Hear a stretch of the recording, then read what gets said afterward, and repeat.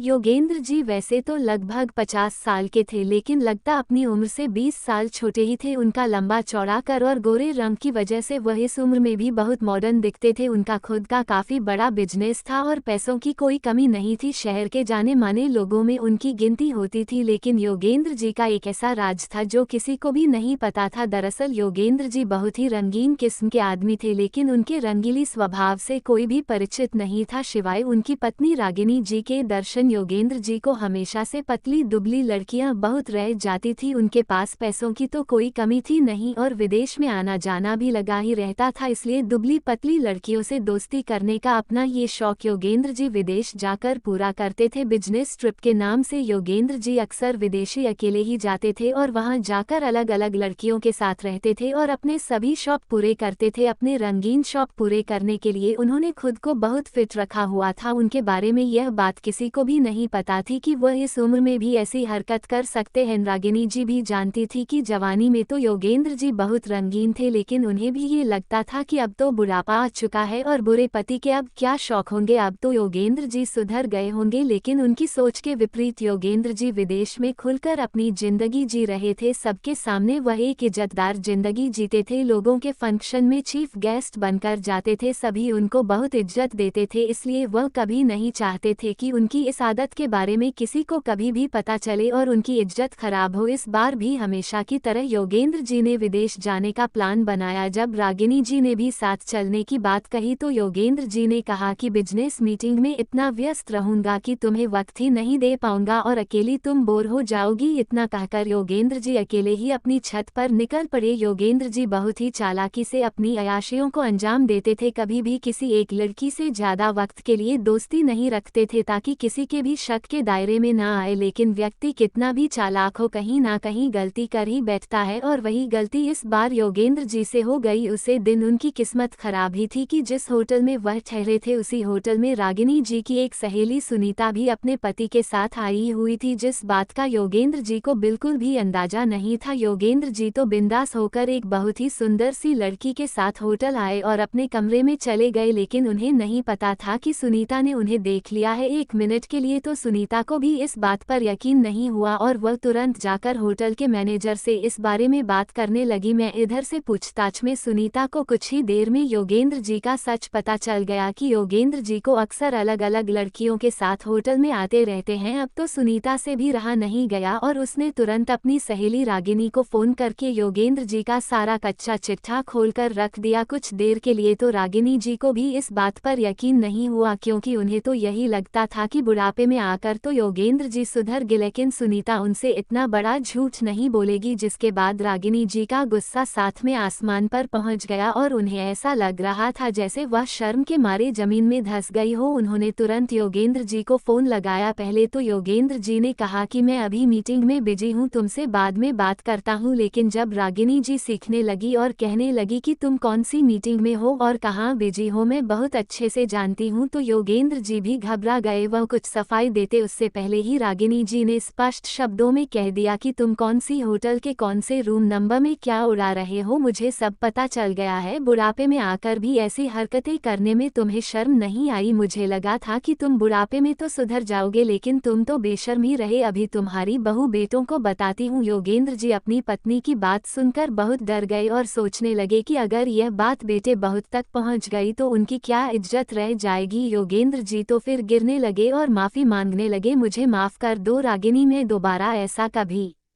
नहीं करूंगा, चाहे तो मुझे गालियां दे दो, मुझे लड़ाई कर लो, लेकिन बहू बेटों को कुछ भी मत बताना, उनके सामने मेरी क्या इज्जत रह जाएगी। रागिनी जी तो इतने गुस्से में थी कि उनकी जोर जोर से निकलती आवाज सुनकर बेटे बहू अपने आप ही उनके पास आ गए और उनसे सवाल करने वालों की आखिर बात क्या है। अपने पति की करतूत जानकर रागिनी जी इतनी गहरी सड़ने में थी कि रोते हुए उन्होंने बहू बेटों को सब कुछ सच सच बता दिया। बेटे बहू भी अपने पिता का सच जानकर हैरान रह गए और वो यकीन नहीं नहीं कर पा रहे थे कि बाहर से इतनी शरीफ दिखने वाले उनके पिता ऐसा घिनौना काम भी कर सकते हैं। जैसे तैसे सभी ने मिलकर रागिनी जी को शांत करवाया। अगले दिन ही आनंद आनंद में योगेंद्र जी भी घर लौट आए और सभी के आगे गिरने लगे। बेटे बहुत उसे ज्यादा कुछ बोल ना सके और उन्होंने योगेंद्र जी को यही कहा कि पापा आपसे ऐसे काम की उम्मीद नहीं थी, उम्मीद करते हैं कि आप दोबारा ऐसा कभी नहीं करेंगे। और इतना बोल वे लोग वहां से चले गए। रागिनी जी ने योगेंद्र जी को बहुत खरी खोटी सुने और अपनी पूरी भड़ास उन पर निकाल दी। योगेंद्र जी भी शर्मसार होकर अपनी पत्नी की हर बात सुनते रहे। जब रागिनी जी का गुस्सा थोड़ा शांत हुआ तब योगेंद्र जी ने उनसे वादा किया कि वह दोबारा ऐसा कभी नहीं करेंगे और अब हर विदेशी ट्रिप पर रागिनी जी को साथ लेकर ही जाएंगे। रागिनी जी जैसे तैसे शांत हो गई, लेकिन मन ही मन उन्हें अपने पति की इस हरकत पर बहुत दुख हो रहा था। साथ ही वह सोच रही थी कि आदमी बूढ़ा भी क्यों ना हो जाए, लेकिन उसके शौक हमेशा जवान ही रहते हैं। वैसे दोस्तों, ये कहानी आपको कैसी लगी कमेंट करके जरूर बताएं। धन्यवाद।